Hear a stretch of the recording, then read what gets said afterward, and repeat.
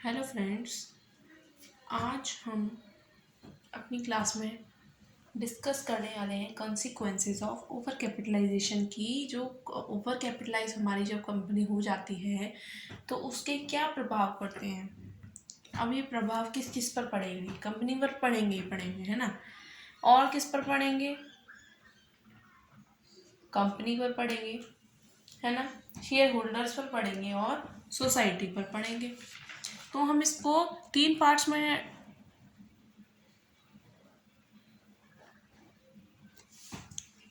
Divide करते हैं। Effects on the company, effects on the share holder and effects on the society.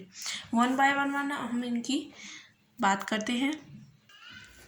तो first हमारा है effect on the company, जिसमें हम अब मान लीजिए जो भी कंपनी ओवर कैपिटलाइज हो रही है उसके ऊपर तो इफेक्ट आएगा ही आएगा, है ना। और साथ के साथ शेयर होल्डर पर भी आएगा और सोसाइटी पर भी आएगा। तो इफेक्ट ऑन द कंपनी में हमारा फर्स्ट पॉइंट दे रखा है loss of goodwill and credit worthiness. देखिए, जब भी कोई कंपनी ओवर कैपिटलाइज हो जाती है तो उसके कारण उसकी क्या होती है? प्रॉफिटेबिलिटी कम हो जाती है। प्रॉफिटेबिलिटी कम हो जाती है तो जो हमारे डिविडेंड है, जो लाभांश है, वो तो बिल्कुल ही समाप्त हो जाएंगे, बिल्कुल ही खत्म हो जाएंगे, है ना। खत्म हो जाएंगे या फिर वो कम हो जाएंगे, है ना। तो जिससे कि जो इन्वेस्टर्स हैं, इन्वेस्टर्स को इतना विश्वास नहीं रहेगा कंपनी पर, विश्वास उनका कम हो जाएगा, जिससे कि कंपनी की जो गुडविल है और जो क्रेडिट वर्दीनेस है वो कम हो जाएगी। अच्छा, अब हम आते हैं सेकंड पॉइंट पे, difficulty in raising additional funds. की डिफ़िकल्टी क्या आती है रेज करने में एडिशनल फंड्स को। जब कोई कंपनी ओवर कैपिटलाइज हो गई है तो उसको अगर उसके अपना विस्तार या विकास करना है, उसके लिए जो एडिशनल फंड्स चाहिए उसको रेज करने में भी उसको बड़ी कठिनाई होती है, क्योंकि अब कोई भी जो कमर्शियल बैंक्स हैं वो कंपनी की जो वर्किंग कैपिटल के लिए उनको शॉर्ट टर्म लोन देने में भी वो क्या करती है? हिचकिचाती है, संकोच करती है, जिससे कि कंपनी के जो प्रोडक्शन एक्टिविटी है उस पर एडवर्स इफेक्ट आता है। क्या कह रहा है ये पॉइंट हमें कि जो भी कोई कंपनी ओवर कैपिटलाइज हो गई है, ठीक है, और वो अपनी कंपनी का जो डेवलपमेंट कर रही है, विस्तार कर रही है, एक्सपेंशन कर रही है, विकास और विस्तार कर रही है, उसके लिए उसको चाहिए एडिशनल फंड्स। एडिशनल फंड्स चाहिए तो वो कहाँ से लेगी? वो लेगी कमर्शियल बैंक से। कमर्शियल बैंक्स क्या करते हैं? कमर्शियल बैंक से वो शॉर्ट टर्म लोन लेगी अपनी वर्किंग कैपिटल के लिए, ठीक है। तो वो क्या करेंगे? संकोच करेंगे ऐसी कंपनी को देने में शॉर्ट टर्म लोन्स, ठीक है, जिससे अगर वो नहीं देंगे तो उनकी प्रोडक्शन जो वर्क्स हैं उन पर भी एडवर्स इफेक्ट आ जाएगा। थर्ड पॉइंट हमारा कह रहा है decline in efficiency of the company. कि जो कंपनी है उसकी कार्य कुशलता, जो कार्य वो कर रही है उसकी एफिशिएंसी भी कम होती जाती है जब एक कंपनी ओवर कैपिटलाइज हो गई है। और ओवर कैपिटलाइज हो गई यानी कि उसकी तो आय कम हो गई है, और जिससे कि कंपनी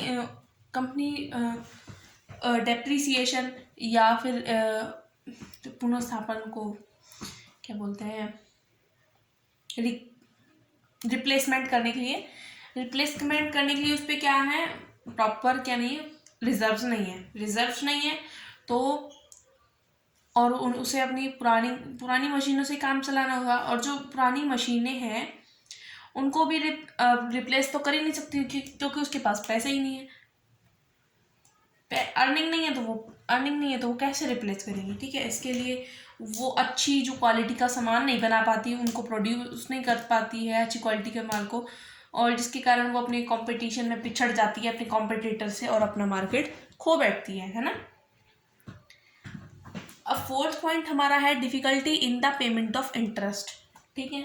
एक जो कंपनी ओवर कैपिटलाइज हो गई है तो वो उसके पास अर्निंग्स ही नहीं है, तो वो अपने इंटरेस्ट कैसे देगी? इंटरेस्ट और जो फेस वैल्यू है वो भी नहीं दे पाएगी वो, है ना।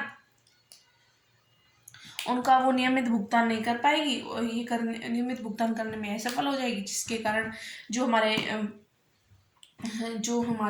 जिन्होंने हमें लोन दिया है, क्रेडिटर्स है, वो हमारे क्या करेंगे? कंपनी के समापन की मांग करेंगे कि कंपनी को लिक्विडेट किया जाए, है ना। फिफ्थ पॉइंट कह रहा है manipulating of accounts to show inflated profits. क्या करते हैं हम? मैनिपुलेशन करते हैं अकाउंट्स में हमें इन्फ्लेटेड प्रॉफिट दिखाने के लिए, कि जब हमारी कोई कोई एक कंपनी हमारी है वो ओवर कैपिटलाइज हो गई है, और तो उसका इन्वेस्टर, जो उसके इन्वेस्टर्स हैं उनका उसके ऊपर से विश्वास ख़त्म हो जाता है।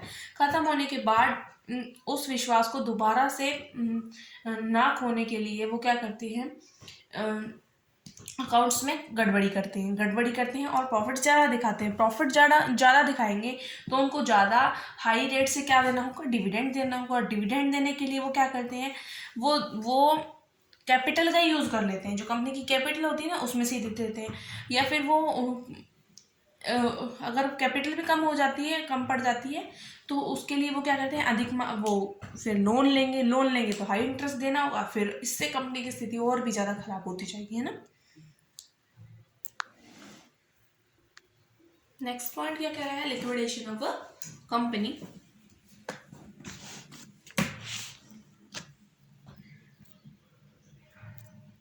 लिक्विडेशन ऑफ कंपनी कैसे हो सकता है, जब कोई भी कंपनी ओवर कैपिटलाइज हो जा सकती है तो उसका रिकंस्ट्रक्शन का तो कदम बहुत ही ज़्यादा कठोर होता है। इसके लिए फिर क्या होता है, अगर कंपनी ओवर कैपिटलाइज हो जाती है तो उसको समाप्ति करना होता है, लिक्विडाइज ही करना होता है, जिससे कि कंपनी की जो गुडविल है वो उसको बहुत लॉस पहुंचता है। अब हम बात करते हैं effects on the share holder, कि शेयर होल्डर्स को जो पर क्या प्रभाव पड़ता है। जो कंपनी होती है, कंपनी के असली मालिक कौन होते हैं, शेयर होल्डर होते हैं।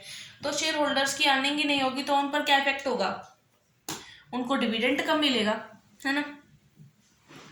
डिविडेंड कम मिलेगा और fall in the market value of share. जब कोई कंपनी ओवर कैपिटलाइज हो गई है तो उसके पास अर्निंग्स ही नहीं है, तो वो प्रॉफिट्स, वो डिविडेंड नहीं दे पाएगी तो उसके मार्केट वैल्यू में कमी आ जाएगी। मार्केट वैल्यू में कमी आने के कारण मतलब मार्केट वैल्यू उसकी जो शेयर्स की है वो कम हो जाएगी। मार्केट में कम पैसे में बिकेंगे वो शेयर्स, तो जिसके कारण अगर हम वो शेयर होल्डर अपने शेयर्स को बेचते हैं तो उन्हें हानि होगी, लॉस होगा, है ना।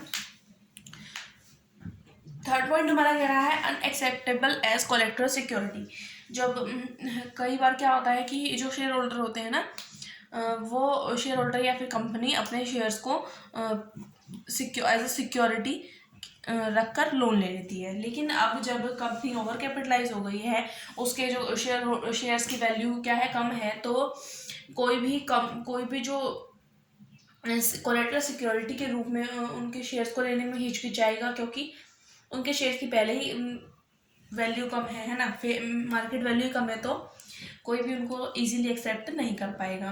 हमारा फोर्थ पॉइंट क्या कह रहा है, लॉस ऑन स्पेकुलेशन, की स्पेकुलेशन में ही लॉस होगा हमें। जब एक कंपनी के शेयर्स की लगातार वैल्यू डिक्रीज होती जाएगी, कम होती जाएगी या बढ़ती जाएगी, लगातार डिक्रीज होती जा रही है, तो क्या होगा, जो उसके इन्वेस्टर्स होंगे वो उनको हानि पहुंचेगी, है ना। फिफ्थ पॉइंट क्या कह रहा है, लॉस ऑन रीऑर्गेनाइजेशन। अगर कंपनी का क्या हो गई है, ओवर कैपिटलाइज हो गई है, तो फिर उसके पास नेक्स्ट क्या स्टेप नेक्स्ट होता है उसके पास, कि वो अपनी कंपनी का रीऑर्गेनाइजेशन रीऑर्गेनाइज कर दे, यानी कि अपनी जो संचित हानियां हैं, जो हानियां हैं उनको समाप्त करने के लिए वो क्या करती है, अपनी जो कैपिटल है उसमें कमी करती है, पूंजी में कटौती करती है। पूंजी में कटौती करेगी तो इसका मतलब क्या होगा, जो अंशों की है, शेयर्स की फेस वैल्यू में कमी करेगी। और अगर अंशों की जो फेस वैल्यू है, शेयर्स की जो फेस वैल्यू है उसमें कमी करेगी, तो जो शेयर होल्डर है उनको लॉस होगा, है ना। अब बात करते हैं इफेक्ट ऑन द सोसाइटी की, सोसाइटी पर क्या इफेक्ट होने वाला है। Loss to customer. देखो, अब जब एक कंपनी क्या हो गई है, ओवर कैपिटलाइज हो गई है, उसके पास अर्निंग नहीं है, अर्निंग उसकी लगातार डिक्रीज होती जा रही है, तो कंपनी क्या करेगी, प्राइजेज में क्या करेगी, जो वस्तुएं वो बना रही हैं, जो गुड्स वो बना रही हैं, उनके प्राइजेज में कमी कर देगी और उसकी क्वालिटी में डिक्रीज कर देगी। देखो, प्राइस तो बढ़ा देगी और जो उसकी क्वालिटी होगी ना उसको डिक्रीज कर देगी, ठीक है, जिसके कारण वो सोचती है कि हमारा जो ये लॉस है वो कवर अप हो जाए। लेकिन इससे कस्टमर्स को तो हानि पहुंचेगी ना उनको। तो जो डाउन क्वालिटी का माल उनको, डाउन क्वालिटी के माल के लिए उनको ज़्यादा पैसे पे करने होंगे, तो इससे कस्टमर्स को तो लॉस पहुंचेगा ही पहुंचेगा। फिर है नेक्स्ट है लॉस टू वर्कर्स। वर्कर्स को क्या लॉस होने वाला है? जब एक कंपनी ओवर कैपिटलाइज हो गई है तो वो क्या सोचेगी, अपने जो ये लॉस हो रहा है इसको कवर अप करने के लिए जो वो अपने कर्मचारी जो उनके वर्कर्स हैं उनको जो वो मजदूरी देती है, वेजेस देती है, उसमें कमी कर दे। या फिर उन्होंने जो उसको फैसिलिटी दे रखी है उनको वो वापस वापस ले लेती है ना, या फिर वो अपनी कंपनी में से छटनी कर देती है। जो भी बंदे काम कर रहे हैं अच्छे अच्छे को रख लेगी, बाकी को हटा देगी। और बंद होने के, मान लीजिए कंपनी बंद भी होगी, बंद होने के कारण जो उसमें काम कर रहे थे कर्मचारी उनको अपनी नौकरी से हाथ धोना पड़ेगा, है ना। थर्ड पॉइंट है misutilization of society responsibility resources. जब एक कंपनी ओवर कैपिटलाइज हो गई है तो वो जो समाज के, जब एक कंपनी क्या करती है समाज के साधनों का प्रयोग करती है ना, जो समाज के दुर्लभ साधन है उनका वो दुरुपयोग करती है, या फिर उसको थोड़ा ही यूज़ करती है, अल्प उपयोग करती है। या तो उनका मिसयूज़ करेगी या फिर उसका कम ही यूज़ करेगी, अंडर यूज़ करेगी।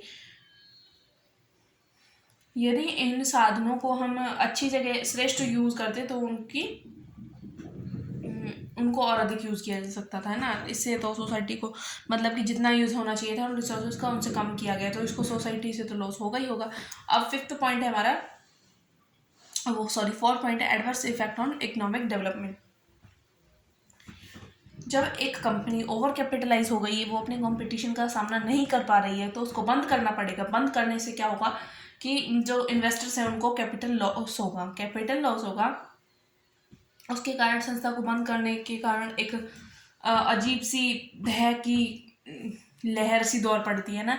और फिर कोई इंसान अपनी मेहनत की कमाई को ऐसे इंडस्ट्रियल सिक्योरिटीज़ में इन्वेस्ट करना पसंद नहीं करता, है ना। तो इससे कि हमारी इकोनॉमिक डेवलपमेंट पे भी एडवर्स इफेक्ट पड़ता है। फिफ्थ पॉइंट है रिसेशन। रिसेशन यानी कि वस्तु की कीमतों में गिरावट आ जाती है, मतलब कि मंदी आ जाती है ना। रिसेशन हमारा मंदी होता है। ओवर कैपिटलाइज हो जाती है कंपनी, है ना, तो उसके कारण वो क्या होगी, अपनी किस्म वस्तु की जो किस्म है उसमें क्वालिटी में तो गिरावट कर देती है। ठीक है, मजदूरों की दरों की जो रेट्स है, जिस रेट से वो उनको वेजेस दे रही है वो भी कम कर देगी, या उनकी छटनी कर देगी। बेरोजगारी बढ़ जाएगी। बेरोजगारी बढ़ने से क्या होगा, जो श्रमिक वर्ग है उनकी परचेजिंग पावर कम हो जाएगी। तो और इससे सारे जो इंडस्ट्री है उन पर बुरा प्रभाव पड़ेगा और अर्थव्यवस्था में क्या हो जाएगी, मंदी आ जाएगी। उम्मीद है आपको effect on company, effect on share holder and effect on society समझ आया होगा। अगर वीडियो पसंद आए तो like share comment and subscribe जरूर कीजिएगा। Thank you.